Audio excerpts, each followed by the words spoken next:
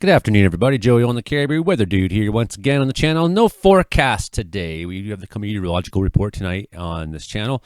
6:30 p.m. is usually when we start the podcast. We will be talking with the meteorologists and everybody reviewing weather to come in BC. There is a giant storm going on off the coast, hurricane strength low. Power bombs hitting up there. But we're going to skip over that today because we've been talking about Pacific coastal storms a lot.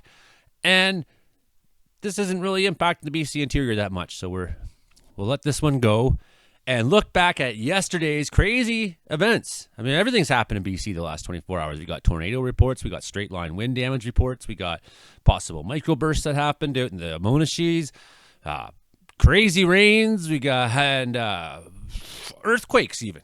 Everything's happened in BC the last 24 hours. Let's talk about all the bad news. Let's go. There it is. This is bad news. My God. Falling out right now. Anything could happen. Get on! Wow. I'll watch the video later. They dry up in this. Here we are, a meteorologist Mark's page, Ingles Weather, Ingles WX. You can always go and check that himself out. He's one of my co-conspirators these days, and he's awesome. Magnitude 4 earthquake shakes Vancouver, Victoria areas this morning. Mark says, I personally felt this earthquake at my home in Surrey as I was getting ready for work, because as a meteorologist, he gets up at 4 in the morning, so he's more dedicated than I am to weather. Numerous other reports within 2.5 hours of the earthquake. Did you feel it? Reports have been submitted to USGS. Some people in the Lower Mainland reported on Facebook. It woke them up. No damage has been reported, though. There's a seismograph. Rosh Harbor Airport, San Juan Island, Washington, seismograph. There you go. You can see the P waves and you can see the S waves. We talked about the P waves and the S waves, right? The P waves and the shake waves. It's ranged between 3.8 and 4.1. Seismologists seem to have settled on 4.0. 52 kilometers deep. It likely occurred either in the San Juan de Fuca plate that's subducting underneath, or near where the Juan de Fuca North America plates are grinding against each other. They do not increase the risk of the next big one happening. So yesterday, this thunderstorm was on the American side of the border, but it spilled over on the Osoyoos side. From what I've seen at the time, maybe I missed it, but the Osoyoos storm had a warning on the American side of the border, but did not have one on the Canadian side. And at the time, this seemed reasonable to me as well, I guess, looking at the wind fields on the velocity scans and where the storm was. However, Osoyoos ended up taking a lot of damage, and people are saying that maybe a tornado came through there, and I'm skeptical on that one for Osoyoos. Even seeing how you got these two trees here laying exactly parallel to each other. When I surveyed tornado damage at my cousin's place back in the day when a storm went through there in May 2000 in my part of Ontario I grew up in, north of Madoc, Ontario. No two trees were sitting exactly the same. Some kind of a ripping motion, twisting motion would be evident just in how they're laying down. So I'm pretty skeptical on whether or not Osoyoos had a tornado. Very strong winds, and maybe I'd be proven wrong. Some very large trees taken down. For sure, utility lines broken, neighborhoods were without power, traffic blockages. Mark points out that the damage of the shingles on these roofs all seem to be, again, not showing that they were ripped and torn, but look like a straight line wind hit them. But also what's key to notice is that storm at the time was in the Osoyoos side. I would expect to see the tornado, unless it's a QLCS spin up, I would expect to see a tornado on the south side of the storm, the southwest side, most likely, right? So it being on the northeast side would be pretty, unless it's a gustnado, like at the front of the storm, but I don't think that happened. It was definitely a tornado or a whirlwind, said Regan Payne. And yeah, I mean, there's some serious damage there for sure. Some very serious damage. I don't see personally anything that looks like ripping damage. It looks like straight line wind damage to me. It felt just like a tornado, she said. Humans and human memory is a bad witness, right? So you can't base scientific evidence sometimes just off of what people feel they experienced. But I don't see a tornado motion. I don't see evidence that is a tornado happening. Again, it looks like straight line winds. There's definitely some twisting of some of these front lines here. That's definitely some twisting here. Interesting. Can't call it a tornado. Not yet. But if you have images or video that show otherwise, please let me know. Now let's go over to Christian Valley. One of our moderators in the group Lydia doesn't live too far from, I mean, it's basically the same storm. Went from south of Osoyoos, crossed up over the border, went over Anarchist Mountain more or less, and out towards Christian Valley, right? I totally missed this one, 11:20 p.m. Lightning going on last night in downtown Osoyoos. Here's the next story we're looking up on. That's Christian Valley. We have a report that a tornado touched down around Fiva Creek, Christian Valley roads yesterday. Trees are down across lines and some structures may have been damaged. Firefighters from Bigway have been deployed to assess. If you've been affected, please call the Regional District of Kootenay Boundary, 250-364-5444. They're here to support us. This is that same storm in Bridesville, not too far from there. Lydia, who's one of the members of Interior Weather and Wilderness Watchers, her canoes are getting flung around. Trees broken down. She's still without power till they say maybe 8 p.m. tonight. So a long time. I don't know how many people in the region are without electricity there still, but there's obviously trees down all over the place, right? So whether or not we have tornadoes that did happen in the area or we just have very damaging, strong straight line winds, the effect is still the same in the end. There's damage to properties and people sitting without power, power lines down. And there it is. Look at the low base of that guy. I mean, and that's just some of the images she found there. How many lightning strikes were going on in the area. Mammatus clouds even. Canoes that got moved around. Trees snapped in half. Multiple trees snapped in half. Trees down all over the property on power lines. Power pole there bent right over. Power lines down, more power lines. That's a mess. There's a lot of trees to pick up there. And it'd be interesting, Lydia, if you could, are the trees all laying the same direction? And just because they are all laying the same direction where you are doesn't mean on the other side of the hills there in Christian Valley, something different didn't happen. But nonetheless, it's interesting. We like to know these things. What a mess this wind left us. Lost a couple trees, he says. Jeff Bozel. Oh, yeah, you can see stuff flying in the wind. Oh, nuts.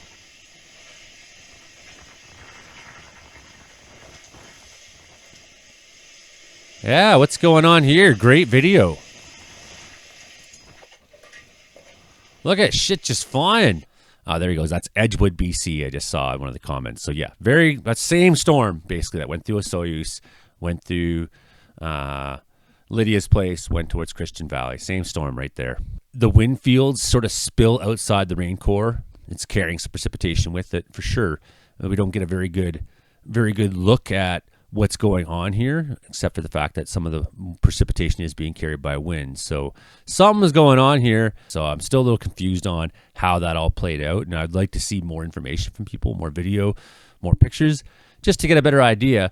But this is what Mark and I were saying, is that this is right down here. We see where just north of Temasket where all these lightning strikes are. This is where I would expect to see the tornado more or less if it was happening somewhere in this back quadrant, right? So I'm skeptical again that a tornado happened in Osoyoos, knowing that storm didn't really cross in the right locations and we weren't seeing velo scans. I mean, these velo scans really do seem to me that we have powerful winds are going on, especially because this is the very end. This is the far end of how far that radar can reach. So it's not getting a great scan of the storm. This is the best you're going to get. So that guy moved up across the border, moved towards Bridesville, moved towards Christian Valley. Whatever it did, it was a very tight, isolated storm. So it's possible for me to believe that it was capable of producing a tornado. I'm just not sure in its life cycle if it was ready to do that when it was in Osoyoos. It doesn't seem very likely to me. But what was abundantly clear to me yesterday was that a lot of these storms were showing either some straight lines at the front here and then some bizarre things happening in behind on this cell, and I doubt it was producing a tornado or anything like that near Cyclones. It was interesting to me nonetheless. I've seen a lot of this kind of stuff yesterday. This appears to be Osoyoos. Oh boy. Look at the Mammatus underneath. That is one amazing set of... No, it's not NASA's secret. It's a fucking Mammatus cloud, lady. It's not a secret.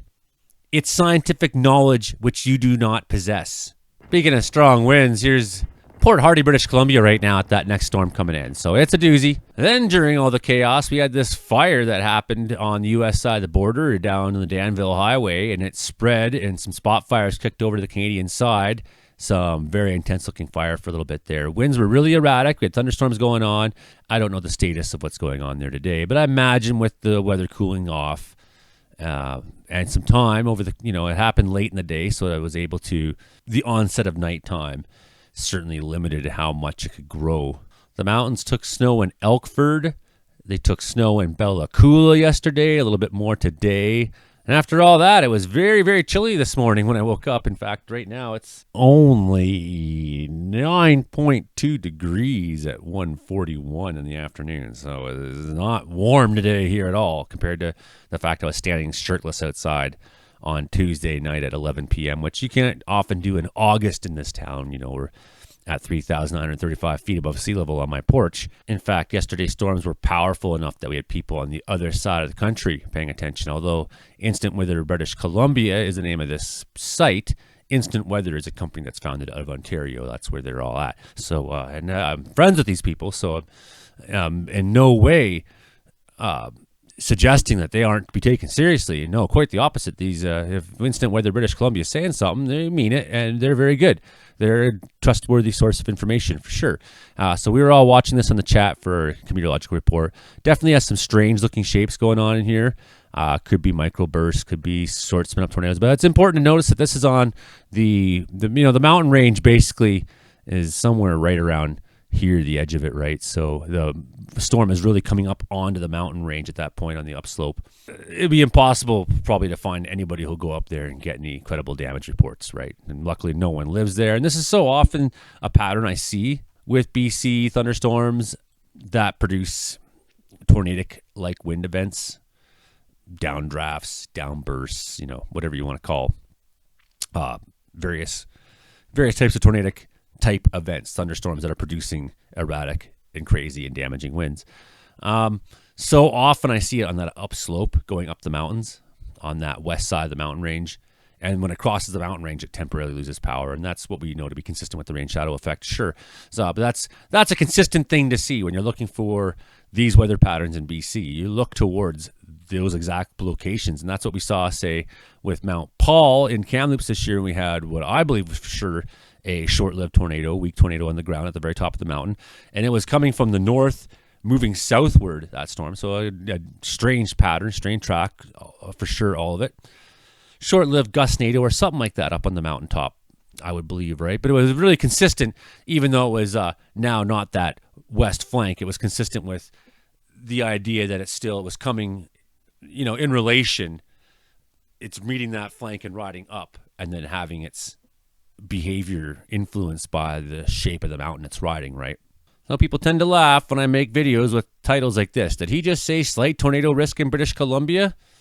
Well, stop laughing, damn you, because every time I use language like that, something crazy happens. In fact, a lot of crazy things happened yesterday.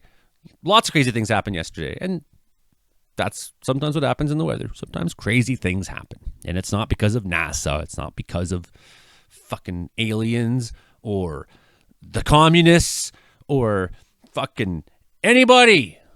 It's because of bad weather. These are all explainable things. Anyways, that's probably more than enough time. Do check in for the meteorological report tonight on the channel here. Can't wait. Going to talk to Bob Holowenko, and we're going to have a good old time. Mark Ingalls is going to help bring us up to date on Hurricane Helene that's hitting Florida today, and this storm is looking potentially catastrophic. Very devastating. High tides of 20 or more, maybe waves as high as 40, 50, 60 feet. Some are saying in the weather world, that's not good, man. It's not good for all those areas north of Tampa. So we'll be watching that. More information on the earthquake. And Bob was part of the search for Oakland, the little girl that went missing exactly 1 week ago today. So we're going to talk to him about the search for Oakland, but also just in general what search and rescue techs do and what their role in the community is, and maybe how you could be one. Hit like, share, subscribe, everybody. Okay, that's all for today. See you next time. Bye now.